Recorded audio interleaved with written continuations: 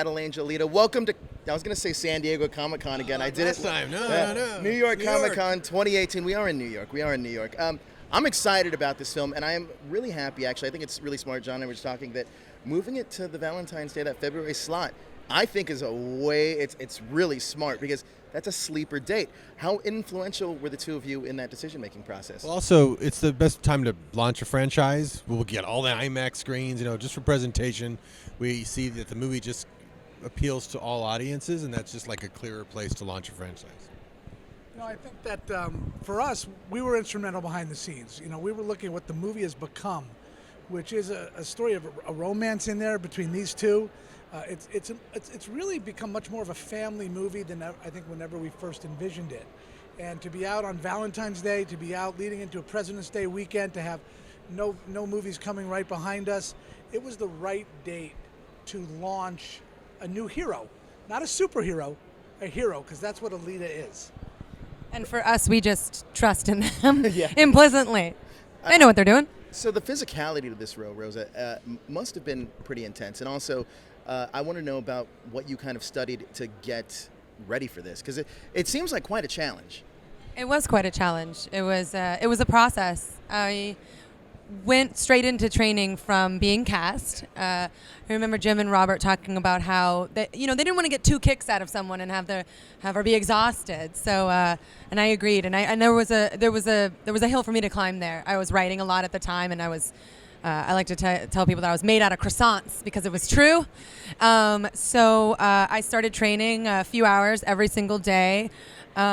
We did some Eagle Claw, which is Kung Fu. We did some Muay Thai kicking.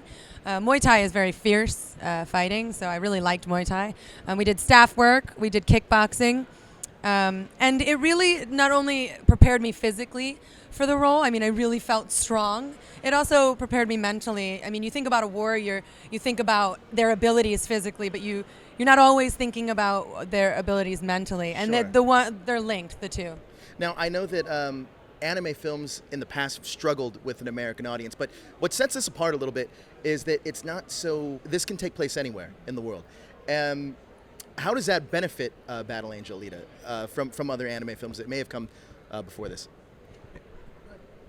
Yeah, well, what Kishiro wrote was something that was very universal. It was set in another place, originally Kansas City.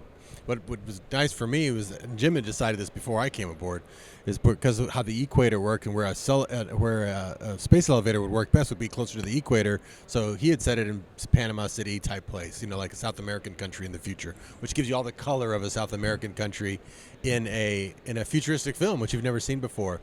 And we're seeing it through Alita's eyes anyway, so the color palette is really original for a sci-fi film. But really the character of Alita is what is the real draw, and the universal character that he wrote in her journey of self-discovery and discovering that she does have this power to change the world. And so we thought that was such a universal story. We wanted it to be even made as a very universal story. And what Kishiro did in what he wrote, and I remember talking to him about this, he really looked at America, and he said a story that was representative of that world. And I said to him, why the Kansas bar? Because Right. that's the bar we played in the movie. He played in the graphic novels. He goes, because I like the band. And that was his answer. And I think that's why this is different than so many others. And the lead character is not Asian-centric. Exactly. She's a universal character, and we could have cast anybody of any ethnicity to play the part, and we got to choose the best actress, and that's what we got. They really saw everybody.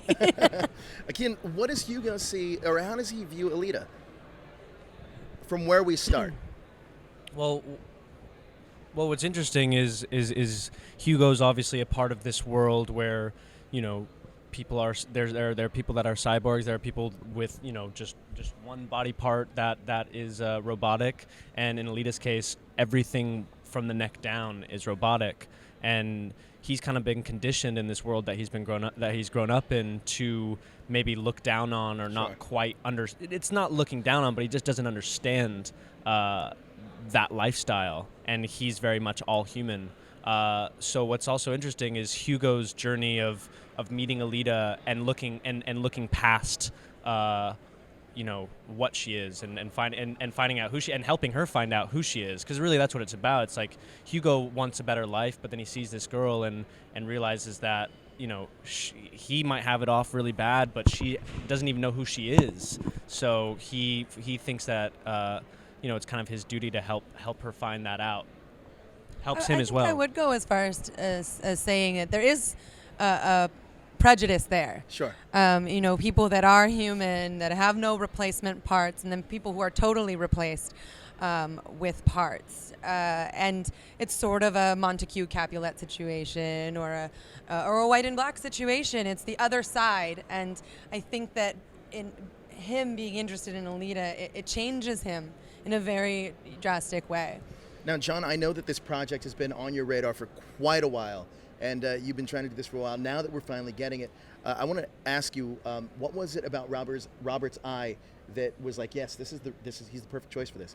Because you do, Robert. You have such a great eye for this kind of stuff, and make innovation. I feel like when I talked to you about this yesterday a little bit, like every DVD I would always watch, I'd have to listen to your commentary for two reasons. One, you always would cook something, like have a little meal with it. But two, it's like going to film school.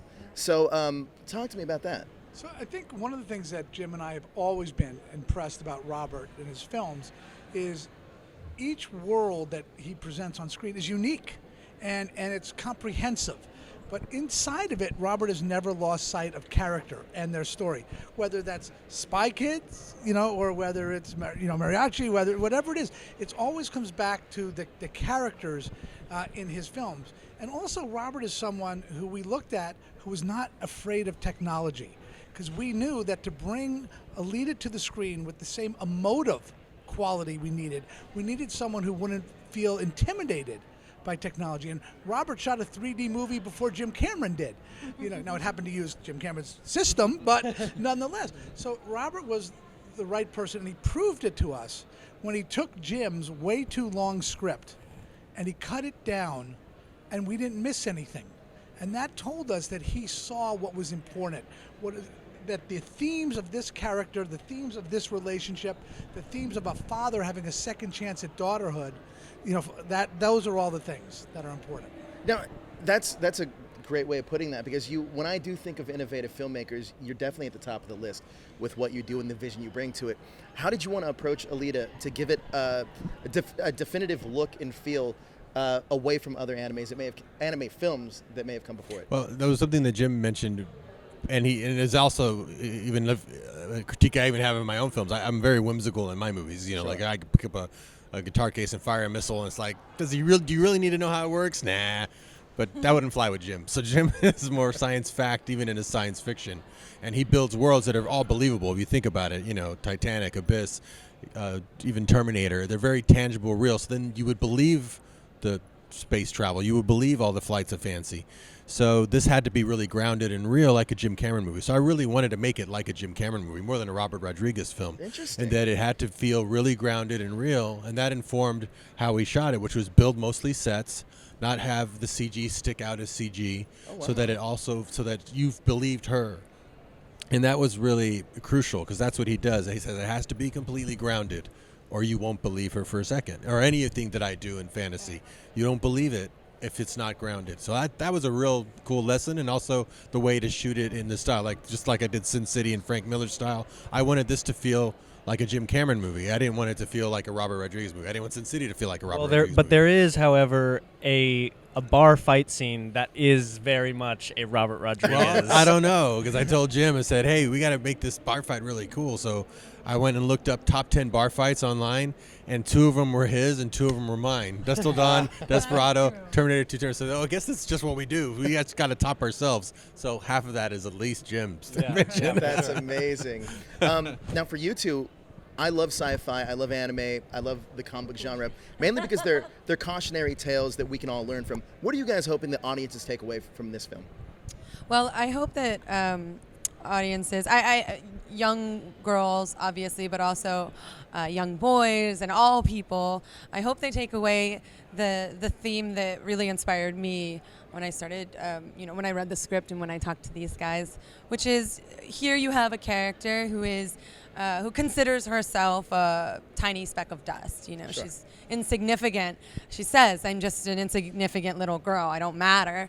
I couldn't possibly change anything. I couldn't possibly, I couldn't possibly do anything. I couldn't make a difference. And then she goes on a journey of self-discovery and finding out who she is, who she was, and empowering herself on that journey. And discovers that she actually does have the ability to change her circumstances, and she actually is someone quite incredible who has the power to change things for everyone. Sure. So I would like them to take away that you may feel like a small, insignificant person, like you couldn't go and oust the monsters we see on our TV every single day, but you can. And you can do something, and you just have to follow that thread. And just from like a film goer's perspective, in this day and age, it's very rare where you go to a theater and you sit down, you watch a film, and you watch a story that you don't know anything about the characters beforehand. It's not a sequel. It's something completely new. So just as like a film goer's perspective, just being able to go to a film, sit down and watch something that you've never seen before, Right. and see a world that it's going to be the first time telling it, other than the 2-episode manga on YouTube or the anime. Sure. It's just going to be so fun for people, just like Avatar. I mean, I went my first date to Avatar ever. Really? And the date went terribly, but it was mainly because I'd sat down and saw this film where it was just, you're thrown into this world that you've never seen before. So I just watched the movie the whole time and kind of forgot about the girl I was with. But hopefully, people can have the same experience. And I in hope Alita. she goes and sees Alita with a different date. I think what Keen's talking about going to the movies, people go for escapism. Sure. And I think the world that Kishiro wrote and Robert has now realized on screen is a place that people are going to want to escape to. And then they go on a journey with characters that they can relate to. Kishiro wrote a character who learns to become a hero and doesn't come into the world as a superhero. And that, I think, creates a very much greater aspirational dynamic for audiences, because in Alita, they see something that they too can become. Absolutely. Well, guys, I'm excited to go on the journey with all of you Awesome. in February of 2019, which I, again, think it's a brilliant date. And, maybe you could take your first date if this is your first time seeing a movie like this. And Put your arm around her. have a film-going experience, guys. Thank you so much Thank for you. stopping by. Thank you. Thank you.